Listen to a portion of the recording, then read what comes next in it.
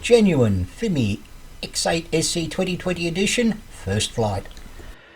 And good day. Today we're having a look at this. It's the Fimi X8 SE 2020 edition, and this is what I'm going to do before I take it up into the air. This is its first flight. I'm going to grab a tape measure and a level so we can set the gimbal for the horizon. You don't really want to sort of get it up in the air and then suddenly realise the horizon's off, so if we get everything set up first, we don't have that issue. So I've grabbed the tape measure and I'm going to come out to 50mm. You can measure obviously anything you want, it's not important, but it's going to be 50mm from the corner of the table to the front leg of the quad. I'll move this chair out of the way, and we want the same on the other side, so we've got to rotate it and make certain that both legs are the same distance from the actual edge of the table itself. That'll do, it's pretty close. There we go.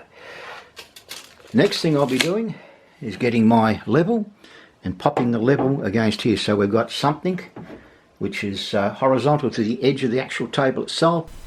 And the Fimi itself is also set back a nice distance. Open up the app, go to the right hand side, System Files, third icon down on the left. Now I'm going to adjust the gimbal pitch speed. I don't like 50%, I think it's fast. So I'll bring it down to around about the 15% mark, which I think should give nice, smooth, cinematic, up and down movements in the gimbal itself. Now, once we've got it there, we go over to that little arrow, click on it, and that saves it. Now we're going to do the advanced settings. This is the gimbal horizontal one. Now, as you can see, it's not too bad. It looks pretty close. However, upon close inspection, we are a fraction out. Now, clicking the center icon for the self, it's the horizontal one, I'm going to just adjust it a fraction, just a minus 0.02, and that brings the level pretty good. We now hit the save calibration obviously, and we allow the system to do its wonderful thing. I'll speed it up and we'll come back when it's finished. Now we're fast forwarding through this. We'll be at the end of the calibration in a few seconds and the OK symbol will pop up. Now what we're going to do is we're going to check this to make certain it is level. We're going to use the little grey line and rotate the gimbal down so it's horizontal with the top of that level. That looks good to me. When you turn the controller on, you can hear that it's making a sort of a beep there. Once this turns from red to white, then you know okay, everything seems to be working. We are indoors, so it might be taking a little longer than normal. There we go, we're up.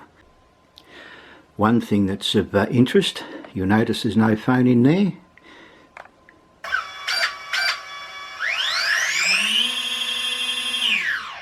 Yes, you can fly it without a mobile phone. I'm not certain what the range is. I don't intend to test it and find out, but I'm assuming that the return to home button would also work. So that's something for those out there who want to fly but don't have a phone handy straight up.